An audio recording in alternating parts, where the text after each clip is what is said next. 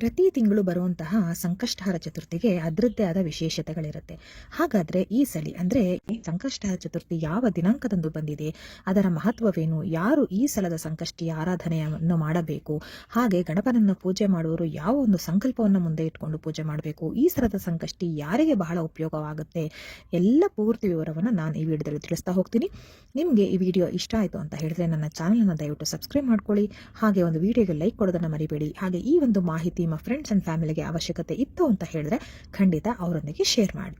ಈಗ ಮೊದಲನೇದಾಗಿ ನಾವು ತಿಳ್ಕೋಬೇಕಾಗಿರೋದು ಈ ಸಲದ ಸಂಕಷ್ಟಹರ ಚತುರ್ಥಿ ಯಾವ ದಿನಾಂಕದಂದು ಬಂದಿದೆ ಅಂತ. ಮೊದಲಿಗೆ ಚತುರ್ಥಿ ತಿಥಿ ಯಾವಾಗ ಶುರುವಾಗುತ್ತೆ ಹಾಗೆ ಯಾವಾಗ ಕೊನೆಗೊಳ್ಳುತ್ತೆ ಅನ್ನೋದನ್ನ ನೋಡೋಣ. ಮೊದಲಿಗೆ ಸಂಕಷ್ಟಹರ ಚತುರ್ಥಿ ಯಾವಾಗಿದೆ ಅಂತ ನೋಡೋದಾದರೆ, ಸಂಕಷ್ಟಹರ ಚತುರ್ಥಿ ನಾಳೆ ಅಂದರೆ 3ನೇ ತಾರೀಕು ಶುಕ್ರವಾರದ ದಿನ ಬಂದಿದೆ. ಈ ಒಂದು 2026ನೇ ತಾರೀಕು ಜುಲೈ ಶುಕ್ರವಾರ 3ನೇ ತಾರೀಕು ಬಂದಿದೆ. ಮೊದಲಿಗೆ ಚತುರ್ಥಿ ತಿಥಿ ಯಾವಾಗ ಶುರುವಾಗಿ ಯಾವಾಗ ಕೊನೆಗೊಳ್ಳುತ್ತೆ ಅಂತ ನೋಡೋದಾದರೆ, ಚತುರ್ಥಿ ತಿಥಿ ನಾಳೆ ಅಂದರೆ ಜುಲೈ 3ನೇ ತಾರೀಕು ಶುಕ್ರವಾರ ಬೆಳಗ್ಗೆ 11:20 ಶುರುವಾಗಿ, ಹಾಗೆ ಜುಲೈ 4ನೇ ತಾರೀಕು ಅಂದರೆ ಶನಿವಾರದ ದಿನ ಮಧ್ಯಾಹ್ನ 12:40 ಈ ಒಂದು ಚತುರ್ಥಿ ತಿಥಿ ಮುಕ್ತಾಯಗೊಳ್ಳುತ್ತೆ. ಹಾಗಾದರೆ ನೀವು ಹೇಳ್ಬೋದು, ತುಂಬ ಸಲ ಎಲ್ಲ ವಿಡಿಯೋಗಳಲ್ಲೂ ಹೇಳ್ತೀರಾ ಅಂದಿನ ಸೂರ್ಯೋದಯಕ್ಕೆ ಈ ಒಂದು ಯಾವ ತಿಥಿ ಸಿಕ್ಕತ್ತೆ, ಅಂದಿನ ದಿನಕ್ಕೆ ನಾವೊಂದು ಆ ವ್ರತ ಕಥೆ ಆಚರಣೆಗಳನ್ನ ಮಾಡಬೇಕು ಅಂತ. ಇದಕ್ಕೆ ಸೂರ್ಯೋದಯಕ್ಕೆ ಚತುರ್ಥಿ ಇರೋದು 4ನೇ ತಾರೀಕು, ಅದು ಹೇಗೆ 3ನೇ ತಾರೀಕು ಆಚರಣೆ ಮಾಡಬೇಕು ಅಂತ ಕೇಳೋದಾದರೆ ಇಲ್ಲಿದೆ ಉತ್ತರ. ಏನಂತಂದರೆ, ನಾವು ಬೇರೆದಕ್ಕೆಲ್ಲವಕ್ಕೂ ಸೂರ್ಯೋದಯಕ್ಕೆ ಆ ತಿಥಿ ಇರಬೇಕು ಅಂತ ನೋಡ್ತೀವಿ, ಅದು ಸರಿ. ಆದರೆ ಇಲ್ಲಿ ನಮಗೆ ಚಂದ್ರೋದಯಕ್ಕೆ ಆ ಒಂದು ಚತುರ್ಥಿ ತಿಥಿ ಸಿಗಬೇಕು. ಸಂಕಷ್ಟಹರ ಚತುರ್ಥಿನಲ್ಲಿ ಆ ಒಂದು ಚತುರ್ಥಿ ದಿನಕ್ಕೆ ನಮಗೆ ಏನು ಚಂದ್ರೋದಯವನ್ನು ನೋಡ್ತೀವಿ. ನಾವು ಮುಖ್ಯವಾಗಿ ಸೂರ್ಯೋದಯಕ್ಕಿಂತ ಚಂದ್ರೋದಯವನ್ನು ನೋಡ್ತೀವಿ. ಹಾಗಾಗಿ ಚಂದ್ರ ದರ್ಶನ ಆದ್ರ ಮೇಲೆ ನಾವು ಸಂಕಷ್ಟಹರ ಚತುರ್ಥಿಯ ಉಪವಾಸ ಏನು ಕೈಗೊಂಡಿರ್ತೀವಿ ಆ ಉಪವಾಸ ಮುರಿಯೋದಾಗಲಿ ಅಥವಾ ಮಹಾಮಂಗಳಾರತಿ ಮಾಡಿ ಪೂಜೆಯನ್ನು ಸಮಾಪ್ತಿ ಮಾಡೋದಾಗಲಿ ಮಾಡ್ತೀವಿ. ಹಾಗಾಗಿ ನಾವು ಸಂಕಷ್ಟಹರ ಚತುರ್ಥಿಯ ದಿನ ಸೂರ್ಯೋದಯಕ್ಕಿಂತ ಹೆಚ್ಚು ಚಂದ್ರೋದಯದ ಸಮಯ ನಮಗೆ, ಅಂದಿನ ಚಂದ್ರೋದಯಕ್ಕೆ ನಮಗೆ ಚತುರ್ಥಿ ತಿಥಿ ಸಿಗಬೇಕು. ಹಾಗಾಗಿ ಈ ಸಲ ಬಂದಿರೋವಂಥದ್ದು ಸಂಕಷ್ಟಹರ ಚತುರ್ಥಿ ನಾಳೆ ಶುಕ್ರವಾರ ಅಂದರೆ 3ನೇ ತಾರೀಕು ಬಂದಿದೆ. ಈಗ ಈ ಸಲ ಬಂದಿರೋಂತಹ ಸಂಕಷ್ಟಹರ ಚತುರ್ಥಿ ಯಾವುದು ಅಂತ ನೋಡೋಣ. ಒಂದೊಂದು ತಿಂಗಳು ಒಂದೊಂದು ವಿಶೇಷವಾಗಿರುತ್ತೆ. ಅದೇ ರೀತಿ ಈ ಸಲ ಬಂದಿರೋವಂಥದ್ದು ಕೃಷ್ಣ ಪಿಂಗಳ ಅಥವಾ ಕೃಷ್ಣ ಪಿಂಗಲ ಅನ್ನೋ ಒಂದು ಸಂಕಷ್ಟಹರ ಚತುರ್ಥಿ. ಈ ಒಂದು ಸಂಕಷ್ಟಹರ ಚತುರ್ಥಿ ಏನಪ್ಪ ವಿಶೇಷ ಅಂತಂದರೆ, ವಿದ್ಯಾರ್ಥಿಗಳಿಗೆ ಬಹಳ ವಿಶೇಷವಾಗಿ ಒಂದು ಈ ಗಣಪ ಆಶೀರ್ವಾದ ಮಾಡ್ತಾನೆ ಅಂತ ಹೇಳಲಾಗುತ್ತೆ. ಅಥವಾ ಅಂದರೆ ವಿದ್ಯಾರ್ಥಿಗಳು ನಾಳೆ ಗಣಪನ ಪೂಜೆ ಮಾಡೋದ್ರಿಂದ, ಗಣಪನನ್ನ ಒಂದು ಸಂತೃಪ್ತಿಗೊಳಿಸೋದ್ರಿಂದ ವಿದ್ಯಾರ್ಥಿಗಳಿಗೆ ತಾವು ಏನನ್ನ ಯಾವ ಯಶಸ್ಸನ್ನ ಮುಟ್ಟಬೇಕಂತ ಬಯಸ್ತಾರೆ ಅದನ್ನ ಗಣಪ ಈಡೇರಿಸ್ತಾನೆ ಅಂತ ಹೇಳಲಾಗುತ್ತೆ. ಹಾಗಾಗಿ ಈ ಒಂದು ಸಂಕಷ್ಟಹರ ಚತುರ್ಥಿ ಮುಖ್ಯವಾಗಿ ವಿದ್ಯಾಭ್ಯಾಸಗಳಲ್ಲಿ ಕಲೆ, ಸಂಗೀತ, ಯಾವುದೇ ಒಂದು ರೀತಿ ಒಂದು ಕಲಿಕೆ ಅಂತ ಏನಿರುತ್ತಲ್ವಾ, ಅದರಲ್ಲಿ ನಾವು ಅತ್ಯುತ್ತಮ ಸ್ಥಾನಕ್ಕೆ ಇರೋದಕ್ಕೆ ಅಥವಾ ಚೆನ್ನಾಗಿ ಮುಂದುವರಿಯೋದಕ್ಕೆ ಇದು ಬಹಳ ಒಂದು ಸಹಾಯ ಮಾಡುತ್ತೆ. ಹಾಗೆ ನಮಗೆ ಒಳ್ಳೆ ರೀತಿಯ ಆಶೀರ್ವಾದ ಕೂಡ ಸಿಗುತ್ತೆ ಈ ಒಂದು ಸಂಕಷ್ಟಹರ ಚತುರ್ಥಿನ ಆಚರಣೆ ಮಾಡೋದ್ರಿಂದ ಅಂತ ಹೇಳಲಾಗುತ್ತೆ. ಸಂಕಷ್ಟಹರ ಚತುರ್ಥಿನಲ್ಲಿ ಒಂದು ಮುಖ್ಯವಾದ ಕೆಲಸ ಮಾಡಬೇಕಾಗಿರೋದಂತ ಹೇಳಿದ್ರೆ ಉಪವಾಸ ಇರುವಂಥದ್ದು. ಹಾಗೆ ಉಪವಾಸ ಅಂದರೆ ಹೇಗಿರಬೇಕು ಏನಂತ ನಾನು ತುಂಬ ವಿಡಿಯೋಗಳಲ್ಲಿ ತಿಳಿಸಿದ್ದೀನಿ. ಹಾಗೆ ಉಪವಾಸ ಅಂತ ಹೇಳಿದ್ರೆ ಇದು ಅಂದಿನ ದಿನ ಚಂದ್ರ ದರ್ಶನವನ್ನು ಮಾಡಬೇಕಾಗುತ್ತೆ. ಇದೇ ತುಂಬ ಮುಖ್ಯವಾದ ಒಂದು ಕೆಲಸ ಅಂತ ಹೇಳಬೇಕಾಗುತ್ತೆ. ಸಂಕಷ್ಟಹರ ಚತುರ್ಥಿ ದಿನ ರಾತ್ರಿ ಚಂದ್ರೋದಯ ದರ್ಶನ ಆದ ನಂತರ ನಾವು ಉಪವಾಸವನ್ನು ಮುರಿಬೇಕಾಗುತ್ತೆ.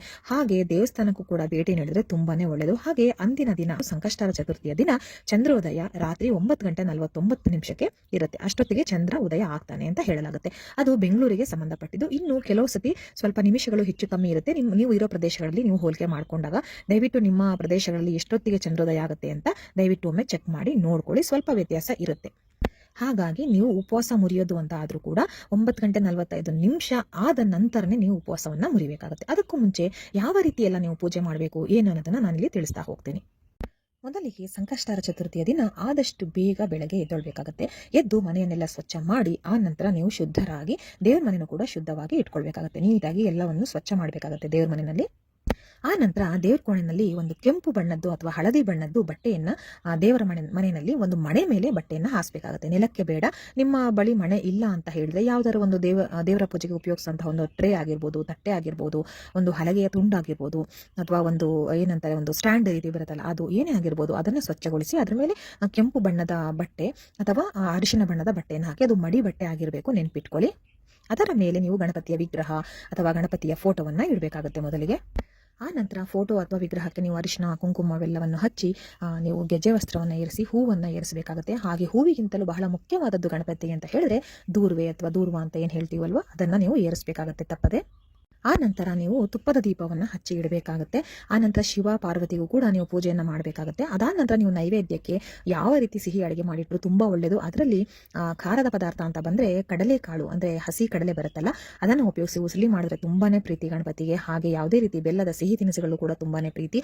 ಲಡ್ಡು, ಮೋದಕ, ಕರ್ಜಿಕಾಯಿ, ಹೀಗೆ ನಿಮಗೆ ಯಾವುದು ಆಗಿಲ್ಲ ಅಂತ ಹೇಳಿದ್ರೆ ಪುಟಾಣಿ ಅಂದರೆ ಹುರಿಗಡಲೆ ಬರುತ್ತಲ್ಲ, ಹುರಿಗಡಲೆ ಹಾಗೆ ಬೆಲ್ಲ ಅಥವಾ ಹುರಿಗಡಲೆ ಹಾಗೆ ಸಕ್ಕರೆಯನ್ನು ಕೂಡ ನೈವೇದ್ಯಕ್ಕೆ ಇಡಬಹುದು.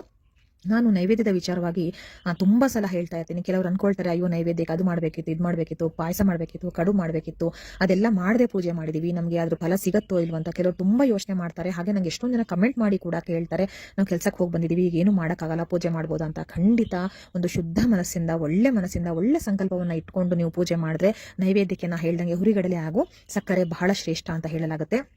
ಆ್ಯಕ್ಚುಲಿ ಈ ಒಂದು ಏನು ನಾನು ಹುರಿಗಡಲೆ ಸಕ್ಕರೆ ಅಂತ ಹೇಳ್ತೀನಿ, ಅದು ನಮಗೆ ತಿಳಿದ ಒಬ್ಬರು ಪುರೋಹಿತರು ನಮಗೆ ಹೇಳಿದ್ದು, ಅದನ್ನು ನೈವೇದ್ಯ ಮಾಡಿದ್ರೆ ಗಣಪತಿಗೆ ತುಂಬ ಒಳ್ಳೇದು, ಅದರಲ್ಲೂ ಸಂಕಷ್ಟ ಚತುರ್ಥಿ ದಿನ ಅಂತ. ಅದು ನಮಗೆ ಒಳ್ಳೇದು ಕೂಡ ಆಗಿತ್ತು. ನಾನು ತುಂಬ ಜನರಿಗೆ ಹೇಳಿದ್ದೀನಿ ಕೂಡ ಅದನ್ನು, ಅವರಿಗೂ ಕೂಡ ಒಳ್ಳೇದಾಗಿದೆ. ಅದಕ್ಕೆ ನಾನು ಹೇಳ್ತಾ ಇದ್ದೀನಿ, ಕರ್ಜಿಕಾಯೇ ಮಾಡಬೇಕು, ಮೋದಕನೇ ಮಾಡಬೇಕಂತ ಇಲ್ಲ, ಮಾಡಿದ್ರೆ ಖಂಡಿತ ಒಳ್ಳೇದು, ಅದ್ರ ಬಗ್ಗೆ ಡೌಟ್ ಇಲ್ಲ. ಇನ್ ಕೇಸ್ ನಿಮ್ಗೆ ಆಗಿಲ್ಲ ಅಂತ ಹೇಳಿದ್ರೆ ಪೂಜೆ ಮಾಡೋಕೆ ಆಸೆ ಇರುತ್ತೆ, ವ್ರತ ಮಾಡೋಕೆ ಆಸೆ ಇರುತ್ತೆ, ಆದರೆ ಇದೆಲ್ಲ ಮಾಡೋದಕ್ಕೆ ಆಗ್ತಾ ಇರಲ್ಲ ಅಂದರೆ ಏನೂ ತೊಂದರೆ ಇಲ್ಲ. ಪುಟಾಣಿ ಮತ್ತು ಸಕ್ಕರೆನ ಇಡಿ ಅಥವಾ ಕಲ್ ಸಕ್ಕರೆನ ಇಡಿ ಅಥವಾ ಬೆಲ್ಲವನ್ನು ಇಡಿ, ಯಾವುದಾದ್ರೂ ಇಡಿ, ಒಟ್ಟಿನಲ್ಲಿ ನೈವೇದ್ಯಕ್ಕೆ ಇಡಬೇಕಾಗುತ್ತೆ. ಅದನ್ನೆಲ್ಲವನ್ನು ಇಟ್ಟು ನೀವು ತುಪ್ಪದ ದೀಪವನ್ನೆಲ್ಲ ಹಚ್ಚಿ ಹಣ್ಣುಗಳನ್ನು ಕೂಡ ನೈವೇದ್ಯಕ್ಕೆ ಇಡಿ. ಒಣ ಹಣ್ಣುಗಳು ಅಂದರೆ ಒಣ ದ್ರಾಕ್ಷಿ ಇಟ್ಟರು ಕೂಡ ತುಂಬ ಒಳ್ಳೆಯದು ಅಂತ ಹೇಳ್ತಾರೆ.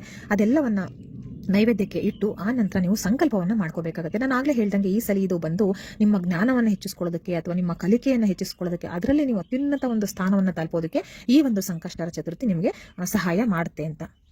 ಆದ್ದರಿಂದ ನೀವು ಸಂಕಲ್ಪವನ್ನು ಹೀಗೆ ಮಾಡ್ಕೋಬೇಕು. ಕೈಯಲ್ಲಿ ಸ್ವಲ್ಪ ನೀವು ಅಕ್ಷತೆಯನ್ನು ಇಟ್ಕೊಳ್ಳಿ, ಹಾಗೆ ಸ್ವಲ್ಪ ಅರಿಶಿನ ಕುಂಕುಮ ಹಾಗೆ ಒಂದು ಹೂವನ್ನು ಇಟ್ಕೊಳ್ಳಿ ಬಲಗೈನಲ್ಲಿ ಇಟ್ಕೊಂಡು, ಆ ನಂತರ ನೀವು ದೇವರಿಗೆ ಅಂದರೆ ಗಣಪನಿಗೆ ಪ್ರಾರ್ಥನೆ ಮಾಡಬೇಕಾಗುತ್ತೆ. ಯಾವ ವಿಷಯದ ಬಗ್ಗೆ ನಿಮಗೆ ಬೇಡಿಕೆ ಇದೆ, ಅಥವಾ ನಾನು ಈಗ ಹೇಳ್ದಂಗೆ ಯಾವ ಕೆಲಸಕ್ಕೆ ಇದು ನಮಗೆ ಈ ಸತಿ ನಮಗೆ ಶ್ರೇಷ್ಠತೆಯನ್ನು ತಂದುಕೊಡುತ್ತೆ ಈ ಸಲದ ಸಂಕಷ್ಟರ ಚತುರ್ಥಿ, ಅದರ ಬಗ್ಗೆ ನೀವು ದೇವರ ಹತ್ರ ಬೇಡ್ಕೋಬೇಕಾಗತ್ತೆ. ನಿಮ್ಮ ಮಗನಿಗೋ ಮಗಳಿಗೋ ಅಥವಾ ನಿಮ್ಮ ಯಜಮಾನರಿಗೋ ಏನೋ ಕಲಿಕೆಯಲ್ಲಿ ವ್ಯತ್ಯಾಸ ಆಗಿರುತ್ತೆ, ಮುಂದುವರಿಯೋಕೆ ಆಗ್ತಾ ಇರಲ್ಲ, ಅದೆಲ್ಲವನ್ನು ನೀವು ಬೇಡ್ಕೊಳ್ಳಿ. ನಿಮಗೇನು ಸಮಸ್ಯೆ ಇರುತ್ತಲ್ವಾ, ಇದೇ ಅಂತಾನೆ ಅಲ್ಲ, ವಿದ್ಯೆ ಅಥವಾ ವಿದ್ಯಾಭ್ಯಾಸ ಕಲಿಕೆ ಅಂತಾನೆ ಅಲ್ಲ, ಯಾವುದು ಬೇಕಾದರೂ ನೀವು ಬೇಡ್ಕೊಳ್ಬೋದು, ಸಂಕಲ್ಪ ಮಾಡ್ಬೋದು. ಆದರೆ ಈ ಸಲಿಯ ಸಂಕಷ್ಟರ ಚತುರ್ಥಿ ಯಾವ ವಿಶೇಷತೆಯನ್ನು ಹೊತ್ಕೊಂಡು ಬಂದಿದೆ ಅಂತ ನಿಮಗೆ ಹೇಳಿದೆ ಅಷ್ಟೇ. ಹಾಗಾಗಿ ನಿಮ್ಮ ಬೇಡಿಕೆಯ ಸಮಸ್ಯೆಗಳೇನಿದ್ರು, ವಿಶೇಷವಾಗಿ ಅಪ್ಪ ಅಮ್ಮಂದಿರಿಗೆ ತಮ್ಮ ಮಕ್ಕಳು ಚೆನ್ನಾಗಿ ಓದಲ್ಲಿ ಮುಂದೆ ಇರಬೇಕು ಅನ್ನೋದು ಎಲ್ಲ ತಂದೆ ತಾಯಿ ಆಶೆ ಆಗಿರುತ್ತೆ. ಹಾಗೆ ಅದೇ ರೀತಿ ಕೂಡ ನೀವು ಸಂಕಲ್ಪವನ್ನು ಮಾಡಿಕೊಂಡು ಆನಂತರ ದೇವ್ರ ಫೋಟೋ ಅಥವಾ ವಿಗ್ರಹದ ಬಳಿ ಆ ಒಂದು ಅಕ್ಷತೆಯನ್ನು ಹೂವನ್ನು ಅಲ್ಲಿ ಪಾದಕ್ಕೆ ಹಾಕಿ ಆ ನಂತರ ನೀವು ಗಣಪತಿಯ ಯಾವುದೇ ಮಂತ್ರವನ್ನು ನೀವು ಪಠಿಸ್ಬೋದು. ಸಣ್ಣ ಸ್ತೋತ್ರವನ್ನು ಹೇಳ್ತೀರಾ ಅಂದರೆ ಈಗ ಉದಾಹರಣೆಗೆ ಓಂ ಗಂ ಗಣಪತಿಯೇ ನಮಃ ಅಂತ ಹೇಳ್ತೀರಾ ಅಂದರೆ ಅದನ್ನು 108 ಬಾರಿ ಆದರೂ ಪಠನೆ ಮಾಡಬೇಕಾಗುತ್ತೆ. ಅದೆಲ್ಲ ಮಾಡಿದ ನಂತರ ನೀವು ಮಹಾಮಂಗಳಾರತಿಯನ್ನು ಮಾಡಿ ನೈವೇದ್ಯ ಏನಿರುತ್ತೆ ಅದನ್ನು ಸ್ವೀಕರಿಸಬೇಕಾಗುತ್ತೆ. ಇದು ಮನೆಯಲ್ಲಿ ಮಾಡುವಂತಹ ಆಚರಣೆ ಆಗುತ್ತೆ. ನೀವು ದೇವಸ್ಥಾನಕ್ಕೆ ಹೋಗ್ತೀರಾ ಅಂತ ಹೇಳಿದ್ರೆ ಪ್ರಸಾದವನ್ನು ಆಗಲೇ ಸ್ವೀಕರಿಸಬೇಡಿ. ನೀವು ಪೂಜೆಯನ್ನೆಲ್ಲ ಮಾಡಿ ಆ ನಂತರ ದೇವಸ್ಥಾನಕ್ಕೆ ಹೋಗಿ ಅಲ್ಲೂ ಕೂಡ ಪೂಜೆಯನ್ನು ನೀವು ಆ ಪೂಜೆಯಲ್ಲಿ ನೀವು ಕೂಡ ಪಾಲ್ಗೊಂಡು ಆ ನಂತರ ಅಲ್ಲಿ ಕೂಡ ಪ್ರಸಾದವನ್ನು ಹಾಗೆ ಇಟ್ಕೊಳ್ಳಿ. ತಿನ್ನಬಾರ್ದು ಅಂತ ಏನಿಲ್ಲ, ತಿನ್ಬೋದು. ಅಂದರೆ 1-2 ಕಾಳುಗಳನ್ನ ಹಾಕೊಳ್ಳೋದಕ್ಕೆ ಏನೂ ಸಮಸ್ಯೆ ಇಲ್ಲ, ಹಾಕೊಳ್ಳಿ. ಆ ನಂತರ ಮನೆಗೆ ಬಂದು ಚಂದ್ರೋದಯ ಅಂದರೆ ಚಂದ್ರ ದರ್ಶನವನ್ನು ಮಾಡಿ ಚಂದ್ರದೇವನಿಗೆ ನೀವು ದೂರದಿಂದಲೇ ಊದಿನ ಕಡ್ಡಿ ಧೂಪ ದೀಪಗಳಿಂದ ಪೂಜೆಯನ್ನು ಮಾಡಿ ಕೈ ಮುಗಿದು ಮನೆ ಮಂದಿಯೆಲ್ಲ ಕೈ ಮುಗಿದು ಆ ನಂತರ ನೀವು ಪ್ರಸಾದವನ್ನು ಸ್ವೀಕರಿಸೋ ಮೂಲಕ ನೀವು ಉಪವಾಸವನ್ನು ಮುರಿಬೇಕಾಗುತ್ತೆ. ನಾನು ಹೇಳ್ದಂಗೆ ಪ್ರಸಾದಕ್ಕೆ ಏನು ಮಾಡಿಲ್ಲ ಅಂತ ದಯವಿಟ್ಟು ಬೇಸರ ಮಾಡ್ಕೊಳ್ಬೇಡಿ. ನೀವು ಪೂಜೆ ಮಾಡಬೇಕಾಗ ವ್ರತ ಮಾಡಬೇಕಾದನ್ನು ಖಂಡಿತ ಮಾಡಿ. ನಾನು ಹೇಳ್ದಂಗೆ ಪುಟಾಣಿ ಸಕ್ಕರೆ ಅಥವಾ ಕಲ್ ಸಕ್ಕರೆ ಅಥವಾ ಬೆಲ್ಲ, ಒಣ ಹಣ್ಣುಗಳು, ಮಾಮೂಲಿ ಏನು ಬಾಳೆಹಣ್ಣು ಅದೆಲ್ಲ ಇಟ್ಟಿರ್ತೀರಲ್ವ, ಅದನ್ನು ನೈವೇದ್ಯಕ್ಕೆ ಇಟ್ಟಿರ್ತೀರ, ಅದನ್ನೆಲ್ಲ ತಗೊಂಡು ನೀವು ಕೂಡ ತಗೊಂಡು ಮನೆ ಮಂದಿ ಮಕ್ಕಳಿಗೆಲ್ಲ ಕೊಡಿ. ಹಾಗೆ ಮುಖ್ಯವಾಗಿ ಮಕ್ಕಳ ಕೈಲಿ ಈ ಒಂದು ಸ್ತೋತ್ರವನ್ನು ನೀವು ಪಠಿಸೋದ್ರಿಂದ ತುಂಬಾನೇ ಒಳ್ಳೆಯದಾಗುತ್ತೆ. ಮಕ್ಕಳಿಗೆ ಈ ಒಂದು ಪೂಜೆ ಮಾಡೋ ಹೊತ್ತಿನಲ್ಲಿ ಮಕ್ಕಳನ್ನು ಕೂಡ ಪಕ್ಕದಲ್ಲಿ ಕೂರಿಸ್ಕೊಳ್ಳಿ. ಹಾಗೆ ಅವರು ಕೂಡ ಸ್ತೋತ್ರವನ್ನು ಓಂ ಗಂ ಗಣಪತಿಯೇ ನಮಃ ಅಂತ 108 ಬಾರಿ ಪಠನೆ ಮಾಡಲಿ. ಹೇಳುವಂತಹ ವಯಸ್ಸಲ್ಲಿ ಇದ್ರೆ ಅವರು ತುಂಬಾ ಒಳ್ಳೆಯದು. ಅವ್ರ ಕೈಲೇ ಪಠನೆ ಮಾಡಿಸಿ, ಅವ್ರ ಕೈಲೂ ಪೂಜೆ ಮಾಡಿಸಿ, ಅವ್ರನ್ನೂ ದೇವಸ್ಥಾನಕ್ಕೆ ಕರ್ಕೊಂಡು ಹೋಗಿ ನಮ್ಮ ಸಂಸ್ಕಾರನೂ ಅವರಿಗೆ ಬರುತ್ತೆ, ಹಾಗೆ ದೇವರಿನ ಆಶೀರ್ವಾದ ಕೂಡ ಸಿಗುತ್ತೆ. ಹೀಗೆ ಮಾಡಿ ಮನೆಗೆ ಬಂದ ನಂತರ ಚಂದ್ರೋದಯನ ನೋಡಿ ಆ ನಂತರ ಉಪವಾಸವನ್ನು ಮುರಿಬಹುದು. ಅಂದರೆ ಕೆಲವರು ಊಟವನ್ನು ಮಾಡೋದಿಲ್ಲ, ಚಪಾತಿ ಅಥವಾ ಉಪ್ಪಿಟ್ಟು ಹೀಗೆ ತಿಂಡಿನ ತಿಂತಾರೆ, ಫಲಹಾರನ ಸೇವಿಸ್ತಾರೆ. ನಿಮಗೆ ಯಾವ್ದು ಅನುಕೂಲ ಮಾಡಿ, ಆದರೆ ಚಂದ್ರೋದಯಕ್ಕೂ ಮೊದಲು ತಗೊಳ್ಬೇಡಿ. ಏನಾದ್ರು ಡೌಟ್ಸ್ ಇದ್ರೆ ನನ್ನ ಕಮೆಂಟಲ್ಲಿ ತಿಳಿಸಿ. ಮತ್ತೆ ಮುಂದಿನ ವಿಡಿಯೋದಲ್ಲಿ ಸಿಗ್ತೀನಿ. ಧನ್ಯವಾದಗಳು.